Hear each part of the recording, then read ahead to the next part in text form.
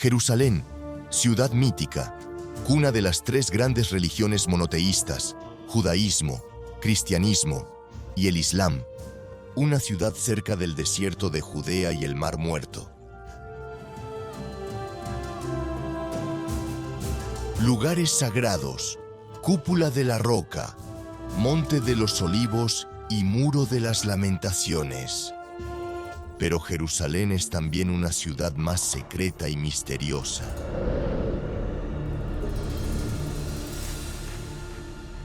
Las piedras ocultan guerras, conspiraciones, traiciones y leyendas. Como en la Basílica del Santo Sepulcro, donde cada año estalla una misteriosa llama. Es la primera vez que realmente vemos un fuego milagroso que nos deja asombrados. Bajo el muro de las lamentaciones en la Ciudad Vieja, se encuentra la mítica Arca de la Alianza, un tesoro sin igual. Entonces, este famoso lugar sagrado albergó el Arca de la Alianza. Cuando un judío reza ante este muro, está más cerca del lugar santísimo. O al huerto de Getsemaní. Según la Biblia, aquí fue donde Judas traicionó a Jesús. Pero hay muchas razones para dudar de esta teoría. Judas tampoco es el traidor, pero es el discípulo favorito de Jesús. Finalmente, ¿investigaciones arqueológicas cambiarán nuestras certezas? Gordon descubrió aquí Gólgota, el lugar donde Jesucristo fue crucificado. ¿No sería ese en realidad el verdadero Monte Calavera? Maldición, milagro, misticismo. Viaje al corazón de la misteriosa Jerusalén.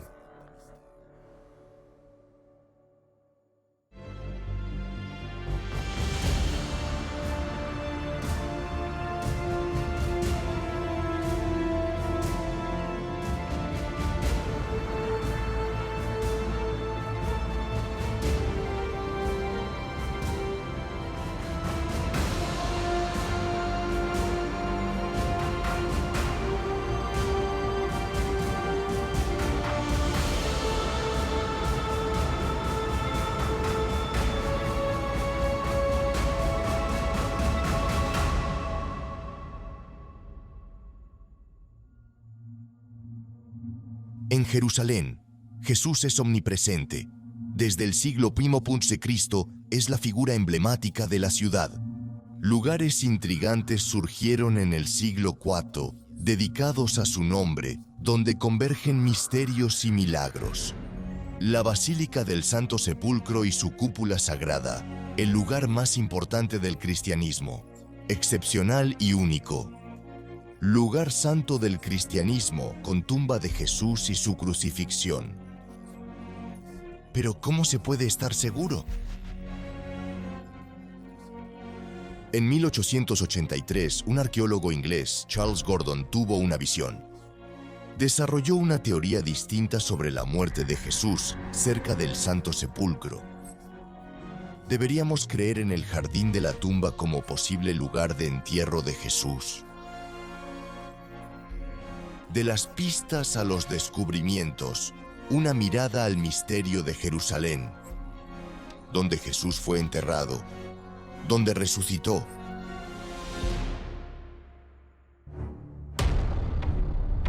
En una callejuela de la Ciudad Vieja hay una imponente basílica, el Santo Sepulcro. Este enigmático edificio lleva las cicatrices de su turbulenta historia. La Ciudad Vieja es una maraña de callejuelas. Todo ha sido construido, reconstruido y rehecho, así que es un poco laberinto, un poco bazar. También está dentro del Santo Sepulcro. Ha sufrido múltiples reconstrucciones y remodelaciones. El Santo Sepulcro está justo en medio de los zocos de Jerusalén, por lo que el ambiente entre esta basílica y el exterior de la ciudad es muy parecido. Su aparente sencillez no es de fiar. La verdad es que esta basílica es de suma importancia, ya que alberga un sepulcro muy especial. Ese sepulcro es un lugar de enterramiento, una tumba. ¿Y por qué es sagrado? Porque es la tumba de Cristo. Según la tradición cristiana, Jesús fue enterrado allí. Un tesoro invaluable. Y no es el único, solo unos pocos. La colina Gólgota acoge la tumba donde crucificaron a Jesús.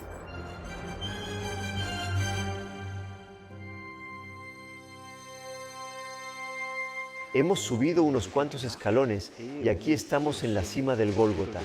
Si miras hacia atrás, construyeron la iglesia rodeando un montículo rocoso. Todos los episodios que marcan el final de la historia de Jesús se reúnen aquí, en la Basílica del Santo Sepulcro. Pero es el edificio que une a todos los cristianos. Después de embalsamarlo, Jesús fue enterrado.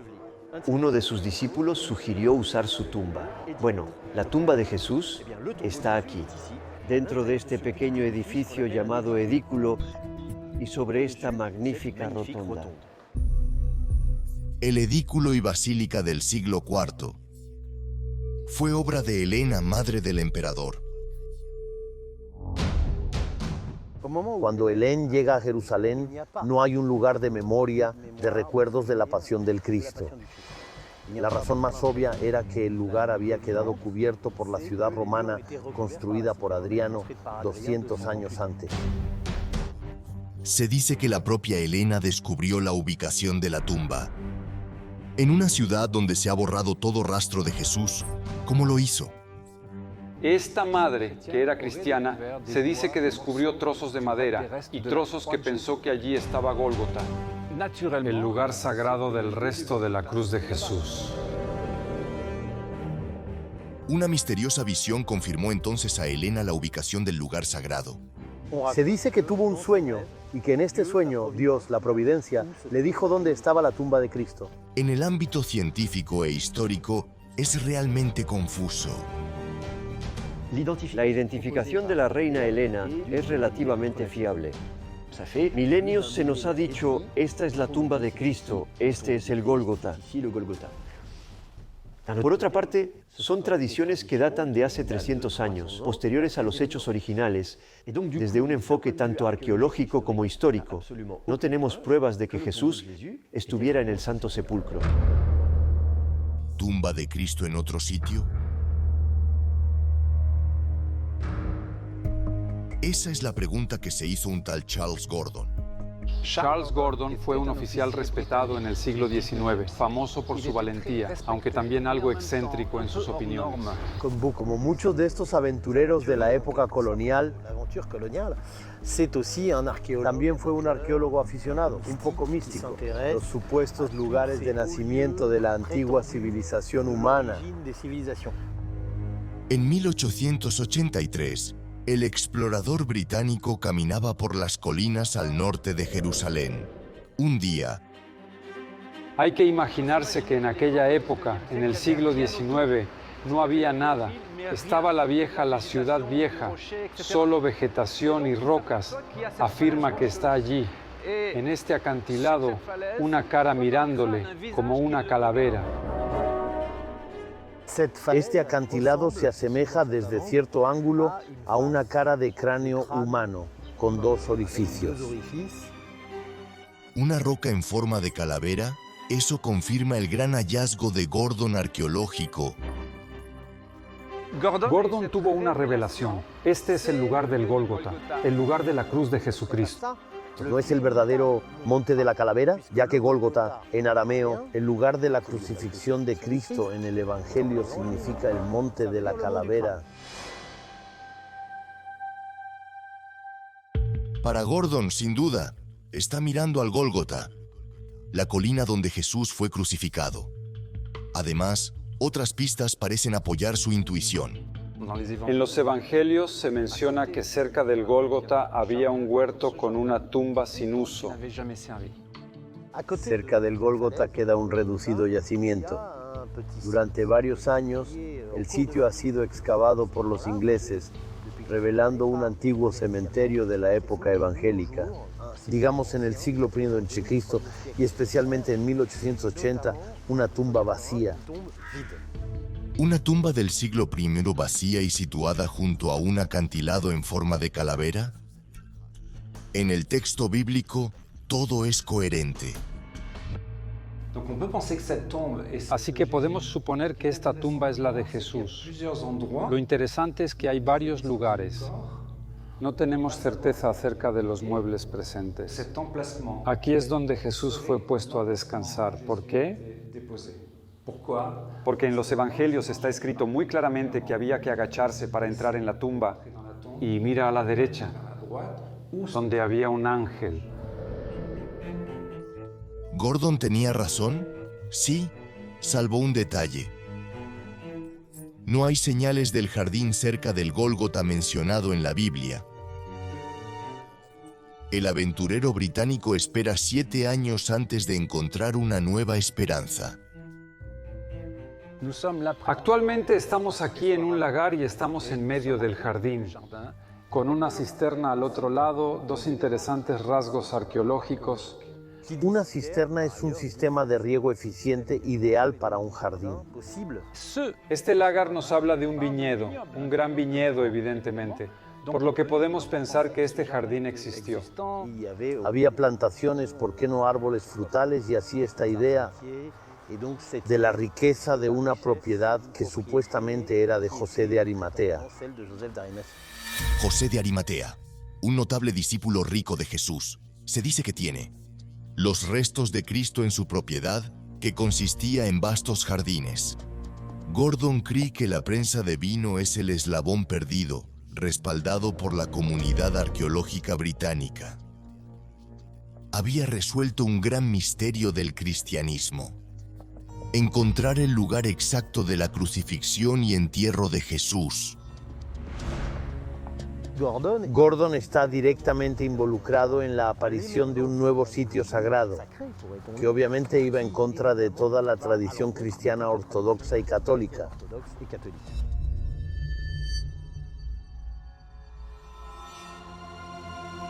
En el siglo XIX, este nuevo lugar sagrado ocasionó problemas. En Jerusalén hay 2 Gólgota. Me refiero al Santo Sepulcro, que está en la ciudad vieja de Jerusalén, y al Jardín de la Tumba, que está fuera, al norte. ¿2 localizaciones para el mismo evento? Al menos uno no es auténtico. ¿Cómo sé cuál?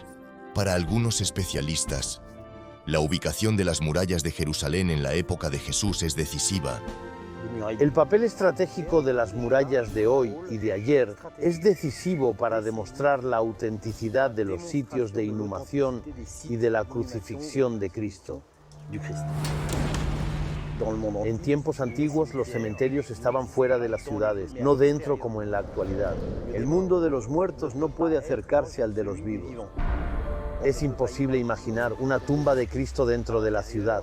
Sin embargo, resulta que el Santo Sepulcro tradicional se encuentra hoy en día dentro de la ciudad actual.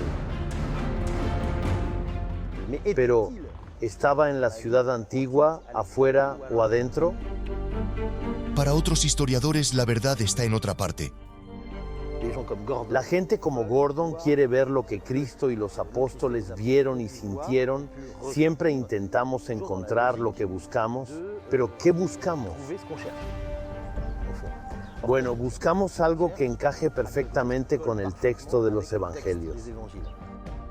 Personas que visitan lugares leyendo mucho la Biblia, se empapan de la información y acaban viendo, evidentemente, lo que leen y encontrando lo que buscan, para entender mejor su contenido. Si el descubierto de Gordon coincide con la descripción de la Biblia, ¿es la verdadera tumba de Cristo? No es tan simple. En resumen, podríamos decir que el Santo Sepulcro no es necesariamente auténtico, pero es fiel a la tradición, mientras que el Jardín de la Tumba puede ser auténtico, pero es como un viaje en el tiempo. Da la impresión de estar allí, a los lugares y paisajes de la revelación de Cristo. ¿Santo Sepulcro o jardín? El enigma sigue. Pero la investigación de Gordon puede obedecer en realidad a motivos más secretos. En Jerusalén, Gordon encuentra varios lugares santos, pero sin vínculos directos al protestantismo. De hecho, no hay ninguna asociada al protestantismo. Aunque sorprendente, los británicos tuvieron gran influencia en Jerusalén en el siglo XIX, sin acceso oficial a los lugares cristianos. Es increíble que católicos y británicos apoyen el hallazgo del jardín congelado. El hallazgo de Gordon en 1883 no fue un simple accidente. Formó parte de la investigación británica en la excavación en Palestina. Hoy los cristianos admiran la iglesia del Santo Sepulcro. El mundo es el auténtico lugar sagrado, celebrado anualmente en Pascua. Esta pasión va más allá con fenómenos fascinantes y espectaculares. En la basílica, el fuego sagrado, el milagro más antiguo del cristianismo. ¿Qué es este misterioso fenómeno que se repite inevitablemente en la misma fecha? ¿Dónde viene y qué significa? Sin explicación hasta hoy. La Basílica del Santo Sepulcro en Jerusalén. Este es el corazón de la tumba de Cristo, el corazón del milagro del fuego sagrado. Aquí es donde el patriarcado griego viene a recibir el fuego sagrado cada año cuando se celebra la resurrección de Cristo. Es en donde se dice que Jesús fue enterrado durante 3 días antes de su resurrección. La tumba de Cristo, el sitio de un gran milagro. Jesús resucitó. Cada año, los cristianos celebran este acontecimiento en Pascua. El sábado antes de la resurrección de Jesús, en la víspera de Pascua, hay una concentración de miles de fieles fuera y dentro de la Basílica de la Resurrección. Todas las ramas del cristianismo están presentes, pero a quien esperan es a el patriarca griego. En cuanto llega, realiza un ritual inmutable. El patriarca llega con sus vestiduras pontificias y se quita los ornamentos para demostrar que no lleva mecheros en los bolsillos y vuelve a entrar en el kiosco. La puerta se cierra de nuevo y al rato se ve el fuego. Sale fuego a los lados y se comparte la llama del resucitado.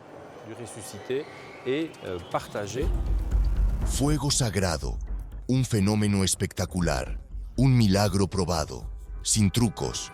De hecho, antes de la ceremonia, se verifica que no haya lámparas de aceite encendidas en el edículo. Una auténtica garantía para símbolo de la resurrección. Esta llama que sale del sepulcro manifiesta a cada uno la victoria de Cristo sobre la muerte. El fuego sagrado solo ocurre en cierto momento, asociado a la resurrección de Cristo. La resurrección es un elemento central de la fe cristiana. Pero ¿por qué y cómo se produce este misterioso fenómeno? Para saberlo, hay que retroceder en el tiempo. En el siglo IX, Bernard Lesage llegó a Tierra Santa y afirmó haber visto el milagro del fuego sagrado, la atestación más antigua de este milagro. Por vez primera, anotamos fuego milagroso. Un ángel, según la descripción de Bernard, desciende del cielo y enciende las lámparas de aceite que estaban allí. A partir de la época carolingia estamos seguros de que este fuego tiene algo sobrenatural. La fama del fuego sagrado se esparció y se convirtió en tema importante. Durante la Edad Media, la tradición del fuego sagrado creció, persiste hasta hoy y refleja las tensiones del pasado, las diversas comunidades cristianas que se reúnen en el Santo Sepulcro. Aquí convivieron distintas ramas del cristianismo y su fuego sagrado fue objeto de deseo. Estamos en la parte armenia del Santo Sepulcro, pero en realidad hay 6 comunidades cristianas que giran en torno a la tumba de Cristo. Así que ya ves, aquí por ejemplo hay una capilla armenia, pero si doy 2 pasos a la izquierda llego a una capilla ortodoxa griega. Aquí, en el Santo Sepulcro, hay fronteras invisibles entre las distintas iglesias presentes. Cada uno anhela el fuego sagrado. Tensión en la iglesia griega. Al menos hasta el siglo XI, cuando fueron expulsados del Santo Sepulcro. Fueron expulsados de Santo Sepulcro por los cruzados, un acto de gran impacto. Luego vino la Pascua con la muerte y resurrección de Cristo. Se espera el milagro del fuego sagrado y allí nos dicen, no pasa nada. Los ortodoxos tienen una explicación preparada. Dicen que Dios castiga a los católicos porque echaron a los ortodoxos del Santo Sepulcro. Sin embargo, los católicos arguyeron que el incendio sagrado protegía el Santo Sepulcro en tiempos de dominio musulmán. De ahora en adelante, desde el control de la ciudad, no necesitamos el milagro. En cuanto se pierda Jerusalén, el fuego sagrado resurgirá espontáneamente para ayudar a esos cristianos en apuros. Pero la fuerza y el poder del fuego sagrado, así como el apego, de los griegos ortodoxos hallarán otra forma de expresarse. Estamos aquí, a la entrada del Santo Sepulcro, y si se fijan en esta columna, está agrietada, partida. La gente viene aquí, la toca, le pone papelitos. La leyenda del siglo XVI, expulsión de cristianos griegos del Santo Sepulcro, les impidió celebrar la resurrección. No celebraron la resurrección dentro, así que no tuvieron el fuego sagrado, pero ellos están en la plaza y festejaron. ¿Celebraron la resurrección aquí y en el momento en que debían recibir el fuego sagrado? Bueno, ya columna se ha partido y el fuego sagrado habría salido de esta columna.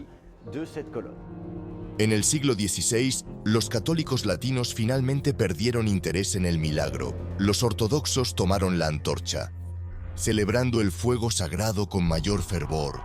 Incluso hoy en día, la pregunta sigue siendo, ¿cómo es esto posible sin trucos? Mayor misterio, fuego sagrado y Santo Sepulcro. Un milagro excepcional, destino único. Jerusalén, ciudad de superlativos, pero también de las tramas más sobrias, las traiciones más espectaculares.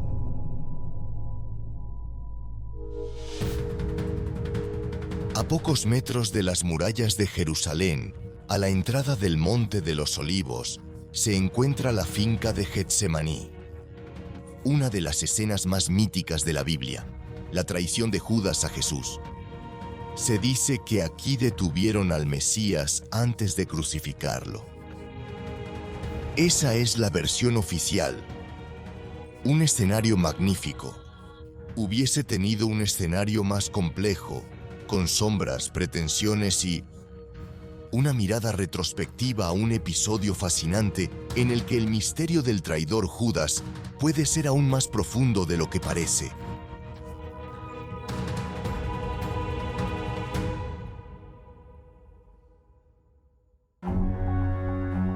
Lejos del bullicio de Jerusalén, Getsemaní es un lugar bucólico y apacible, con olivos que se extienden lejos en todas direcciones.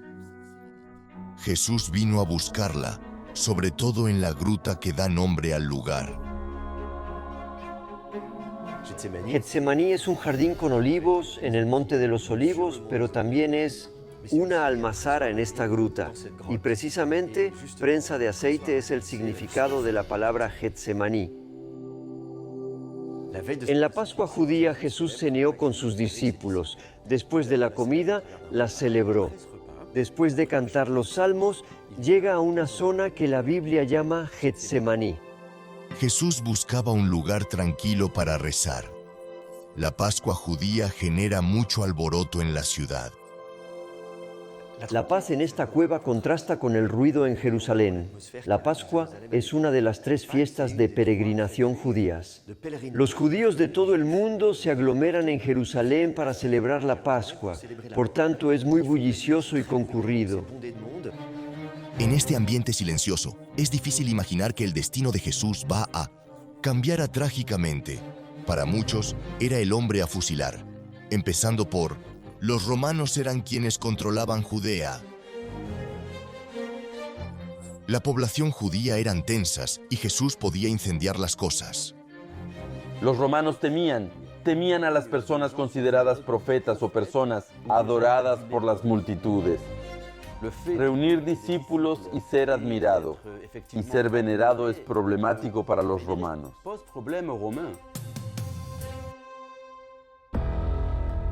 Para muchos judíos, Jesús es el Mesías. Él era el que iba a liberar la tierra de Israel de la opresión romana. Su creciente popularidad le ganó muchos enemigos, algunos de los cuales eran más inesperados. Eran los líderes religiosos que se sentían amenazados en su estatus y autoridad. Intentaban detener a Jesús. Quieren detenerlo, hacerlo callar, inducir a romanos a crucificarlo. Atacar a Jesús causa graves disturbios. Abarcaron una actuación discreta y lo culparon. El nombre del traidor es Judas. Judas organiza el arresto de Jesús, pactando con los sumos sacerdotes. Judas les promete llevarlos hasta la persona de Jesús para que puedan proceder a su arresto. Judas prepara su escenario mientras Jesús se retira a Getsemaní. A pesar de sus fieles compañeros, el profeta solía aislarse. Imaginemos a Jesús y sus apóstoles juntos, calentándose, haciendo fuego, comiendo y durmiendo en una noche fría. Y puede que cuando Jesús quiera irse a rezar, no se quede en la cueva donde todo eso. Tal vez vuelva arriba y salga fuera, entre los olivos, a meditar. Jesús junto a 3 apóstoles ora intensamente. Curiosamente, sus discípulos se duermen en la tranquilidad de los olivos. Jesús, por su parte, está en medio de una lucha. En un momento se dice que está sudando, que su sudor se convierte en sangre. Estaba en una lucha interna. Algunos textos nos dicen que llora. Probablemente tiene miedo. Jesús sabe lo que le ocurrirá, pero ya es tarde. En un momento, ve una tropa de soldados enviados por los sacerdotes. Es Judas quien los ha traído aquí. Jesús mantiene sereno mientras Judas lo señala a los soldados. Lo atacan rápidamente.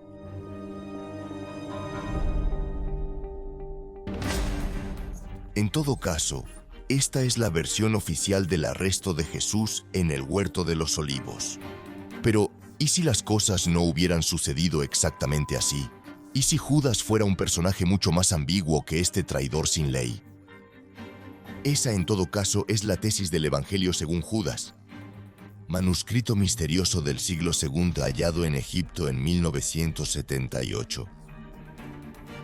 Este texto nos presenta un personaje de Judas totalmente diferente al mencionado en los textos del Nuevo Testamento. Este personaje de Judas tampoco es el traidor, sino el discípulo favorito de Jesús.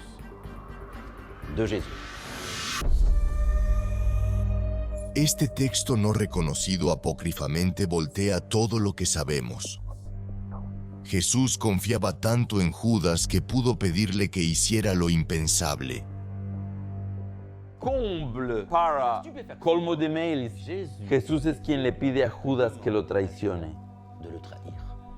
Aunque muchos lo ven como el villano, es quien lo sabe mejor y está dispuesto a asumir esta difícil tarea. Jesús habla y guarda secretos con Judas, aún sabiendo que puede ser rechazado por los demás. Le dijo, en cierto modo, los demás no pueden entenderlo, pero tú, Judas, puedes entenderlo, puedes asumir este papel que es difícil y sé que puedo confiar en ti. Entiendes cosas que otras personas no entienden. ¿Por qué Jesús pide a Judas que lo traicione en Getsemaní? Un pasaje clave puede responder. Dicen que Jesús dijo a Judas, «Los vencerás, sacrificarás al que me vistió». Según los exegetas, esta frase significa que Judas ayudará a Podemos creer en la teoría de el Evangelio de Judas, que libera el espíritu de Jesús de su cuerpo carnal. Jesús predijo su traición en la Biblia misma.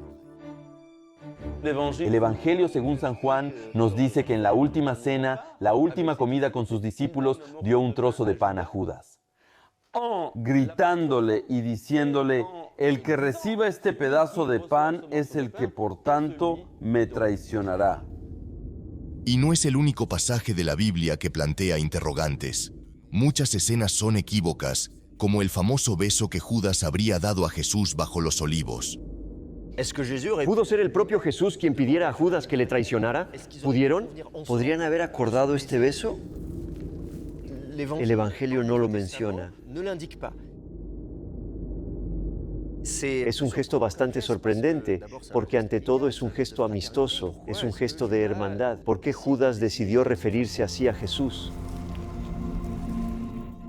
¿Debemos decirle a los guardias quién es Jesús siendo una figura pública? Los motivos del traidor Judas también son intrigantes. La traición de Judas no fue gratuita. Había negociado con los sacerdotes la suma de 30 monedas de plata que le fue pagada después de haber traicionado a Jesús. 30 monedas de plata no es una gran suma. La razón por la que Judas traicionó a Jesús no fueron las 30 monedas de plata. No es codicioso. Es el tesorero del grupo, el dueño de la bolsa, así que tienes que buscar en otra parte. Es difícil imaginar que Judas traicionara a Jesús por un puñado de monedas cuando no dudó en sacrificarlo todo por Jesús. Jesús está pidiendo devoción total a sus discípulos. No hay medias tintas. Los textos son claros. Jesús nos pide que lo dejemos todo: casa, familia, tierra, posesiones materiales. Así que podemos asumir que, como Pedro, Judas lo dejó todo para acercarse al Maestro. Entonces, ¿cómo entender que traicionara? Sin olvidar la especial relación de Judas con Jesús. Judas era uno de los 12, el círculo íntimo de Jesús. Acompañó a Jesús quizás durante varios años, vivió con él, fue testigo de todos los milagros que hizo Jesús. ¿Por qué la Biblia se refiere a Judas como un traidor si no tenía motivo? Algunos creen que es un juego sucio. ¿Los otros discípulos mintieron sobre Judas? Cuando observamos la relación entre los apóstoles, nos damos cuenta de que no siempre fue amor a primera vista. Hay pequeñas rivalidades. Algunos trataban de salir adelante criticando a otros, y él y yo. Judas, como el principal discípulo del Maestro, iba a llamar mucho la atención. Otros apóstoles debieron sentir celos de Judas. Salvo que no menciona nada los evangelios del Nuevo Testamento. En Getsemaní, ¿qué pasó al final? ¿Deberíamos revisar el papel del hombre convertido en traidor? Judas es más una figura teológica que histórica. La historia de Jesús necesitaba un traidor. Jesús tenía que morir para expiar los pecados de la humanidad, un sacrificio necesario para la redención.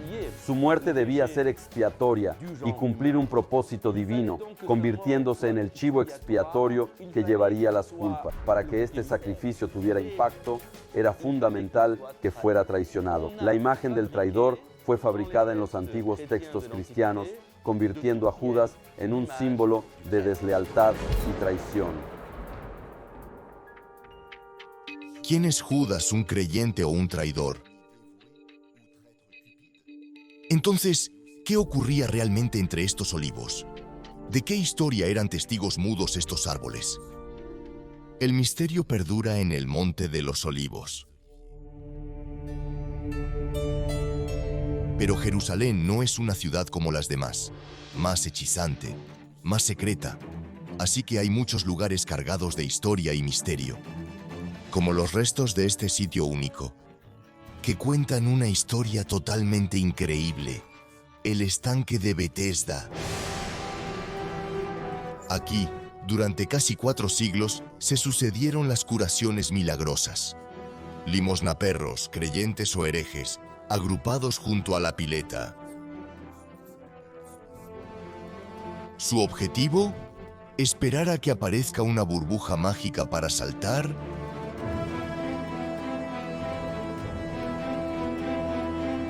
Pero, ¿qué ocurría realmente en este lugar de Jerusalén? ¿Por qué este sitio ha fascinado a las diferentes corrientes religiosas? corrientes religiosas que se apoderaron de él. Sumerjámonos en las olas milagrosas del estanque de Betesda.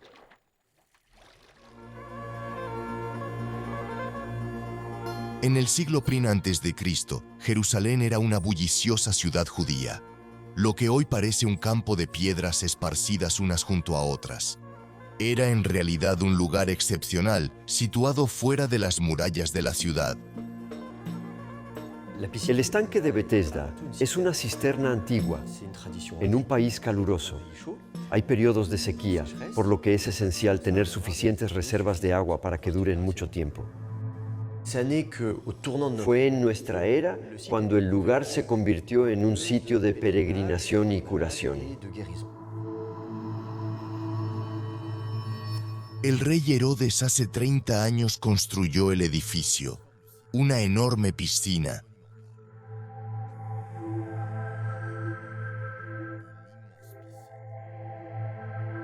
El agua del estanque era milagrosa según la fe de la gente. En una época sin poderes medicinales actuales, y por eso corrieron al agua con la esperanza de curarse. En la antigüedad no se distinguía entre medicina y curación milagrosa. Todas las formas de curación se deben a los dioses de alguna manera.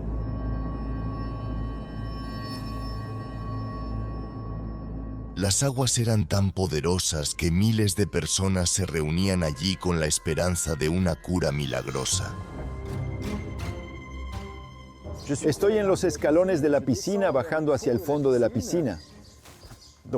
Así que estamos casi en el fondo y hay un pequeño banco aquí, donde imaginábamos enfermos bajando de las escaleras. Un lugar gigantesco, milagroso.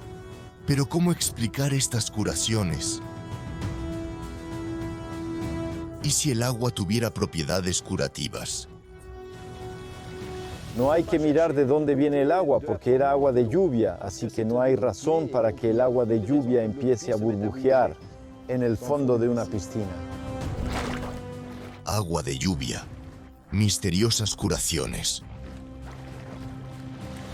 Ni la aparición de burbujas que, según la leyenda, acompañó a los diversos milagros. Se habla del estanque de Betesda, pero en realidad hay que entender que había dos estanques. Era un complejo de dos piscinas, incluso piscinas dobles o piscinas gemelas. La piscina norte, ubicada al lado opuesto aquí. Estamos junto a la separación de las piscinas.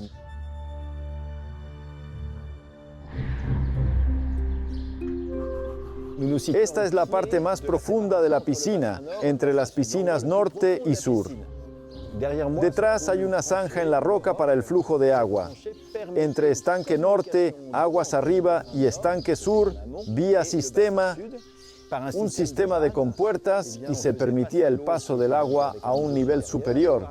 El agua se precipitó, causando un burbujeo que subió a la superficie. Así que el misterio del agua burbujeante era simplemente un fenómeno físico. ¿Pero por qué iba a causar curaciones milagrosas? El agua burbujeante no tiene poder curativo alguno. Si lo tuviera, todos se bañarían en jacuzzis y todo estaría bien. Si hubo curaciones, y ese fue el caso, es porque aquí venía mucha gente, a menos que niegues la tradición, que había de todos modos una intervención de Dios que hacía que la persona fuera sanada. La creencia en el poder curativo de las aguas de la piscina es inexplicable, pero perdurará a través de los siglos. Jerusalén abandonó religión. La población de Jerusalén abandonó la religión judía para honrar a dioses paganos. Betesda no perdió reputación, al contrario. Los romanos la visitaron por el poder curativo de sus aguas. El estanque de Betesda es ahora un templo de divinidades curativas. Se tienen tradiciones literarias de la antigüedad que nos explican que este lugar estaba dedicado a un dios sanador, el mismo dios que era representado con un palo adornado por una serpiente enrollada, usado por farmacéuticos y médicos hasta la actualidad. Pero la historia de Betesda no acaba ahí. Hacia finales del siglo III, El cristianismo crecía como nueva religión.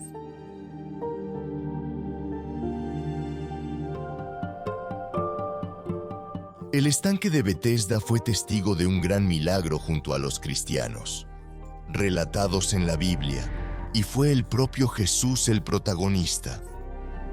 Jesús realizó aquí uno de sus milagros levantando a este paralítico que llevaba tiempo postrado en su cama y que era incapaz de meterse en el agua. Jesús le dijo, levántate y anda.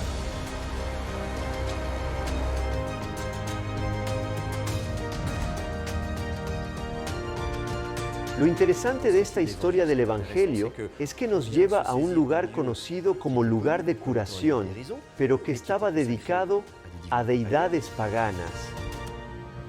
Esta historia muestra no solo que Jesús es capaz de curar, sino también su superioridad sobre estas deidades paganas. Finalmente, el estanque de Betesda cura a judíos, paganos y cristianos, por lo que las poblaciones varían. Las divinidades cambian también, pero el punto común es la curación. Aún hoy, el misterio de las virtudes de esta agua burbujeante sigue sin respuesta. Pero Betesda ha resistido el paso del tiempo, envuelta en una magia única. Si hay un lugar que siempre ha fascinado y hechizado, es el Muro de las Lamentaciones, un lugar mítico que atrae a miles de peregrinos cada día. Tras la icónica imagen, el muro esconde una cara poco conocida. Lo que vemos es solo una parte de un gran edificio, rastro de un sorprendente proyecto de un rey que debía ser apreciado. De sus súbditos, una construcción que despertó odios y celos, pero sobre todo, protegía el Arca de la Alianza, tesoro sagrado del judaísmo y secretos del Muro de las Lamentaciones. El lugar más venerado y fascinante de Jerusalén.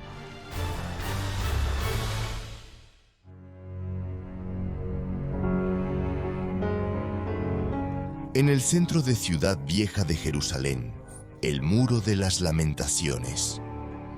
60 metros de longitud, los peregrinos rezando. El Muro de las Lamentaciones es realmente el lugar simbólico de Jerusalén, donde judíos y no judíos acuden a rezar. Que seamos judíos, cristianos o musulmanes, el Muro de las Lamentaciones tiene un lugar considerable en la imaginación de cada uno. Pese a su fama mundial, su historia es poco conocida. Es como si lo único que quedara hoy fuera este Muro de los Lamentos. Pero ¿y si te dijera que en realidad hay mucho más por venir? Para desentrañar sus misterios, hay que adentrarse bajo tierra. El Muro de las Lamentaciones mide menos de 60 metros. Este muro tiene continuidad. Bueno, tenemos que entrar en los túneles. Y entonces estamos adentro de los túneles, cerca del Muro de los Lamentos. Un muro largo, 488 metros, casi 10 veces más visible desde afuera. Un proyecto colosal gracias a un hombre. El Muro de las Lamentaciones es un vestigio monumental del Templo de Jerusalén y está vinculada a un hombre concreto, el rey Herodes el Grande, que vivió en el siglo I a.C. Herodes, rey de Jerusalén, designado por romanos. Herodes gobernó Israel por 34 años sin ser judío, lo cual afectaba su legitimidad. Puede ser rey de los judíos cuando no es judío. Herodes trató de compensar embarcándose en un proyecto literalmente monumental. Este proyecto es construir un enorme templo sobre las ruinas del Templo de Salomón, un lugar importante para los judíos. El Templo de Jerusalén sufriría un desastre. 90 años después, el emperador Tito castiga a los judíos que se rebelan contra él. El muro aún conserva las cicatrices. Vemos aquí las letras Fret. Aunque parece una palabra casual, en realidad Fret es el inicio de Fretensis. Es la palabra latina para la legión número 10. La famosa legión romana que destruyó Jerusalén y el templo de Jerusalén en el año 70.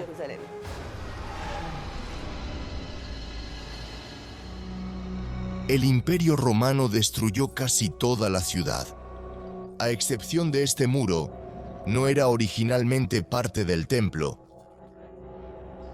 El muro de las lamentaciones no tiene ningún vínculo con el templo de Herodes. No es un muro del templo. Es un muro de contención que en realidad permite que el templo esté rodeado. Es parte de los muros que sostienen el monte del templo. El monte del templo es esta plataforma que fue construida en tiempos de Herodes para aplanar la montaña original, inicialmente allí con el fin de construir un templo en su cima. ¿Solo un muro de contención? ¿Por qué es tan importante el muro de las lamentaciones para el pueblo judío? ¿Por qué sigue siendo tan venerado hoy en día? Cuando un judío reza frente a este muro, está más cerca del lugar santísimo. El Santo de los Santos es el lugar más sagrado de todo el templo judío. Una sala en el templo con un objeto de gran poder, de valor incalculable, un lugar inaccesible. Solo el sumo sacerdote estaba autorizado a ir allí una vez al año. Dentro del Santo de los Santos está el Arca de la Alianza. El Arca de la Alianza es un objeto sagrado que contiene las tablas de la ley, las cuales se consideran las que recibió Moisés, ni más ni menos que en el monte Sinaí de las manos mismas de Dios.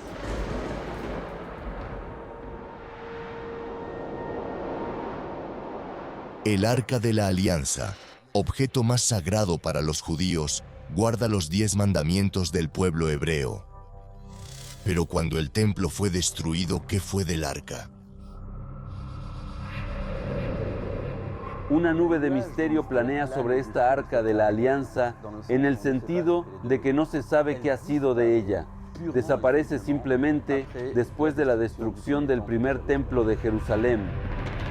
Hay diversas conjeturas sobre la supuesta ubicación del arca, desde Etiopía hasta ser escondida en el Vaticano, o enterrados en los túneles del monte del templo. Hay que decir que no sabemos qué ha sido de esta Arca de la Alianza. El arca desapareció misteriosamente, dejando el lugar santísimo vacío. Sin embargo, este recuerdo sigue sagrado gracias a una piedra. Se llama la piedra, la roca fundacional, porque según la tradición judía, cuando Dios creó el mundo, creó la primera roca. La primera piedra que creó fue la que estaba en el Santo de los Santos. 2000 años antes, una modesta parte de un muro de contención se convirtió en el Muro de las Lamentaciones. Es el símbolo de Jerusalén sagrado y venerado.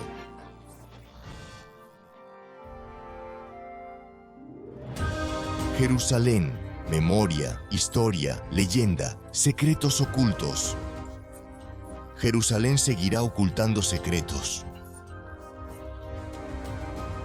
Una ciudad única con una fragancia misteriosa y duradera.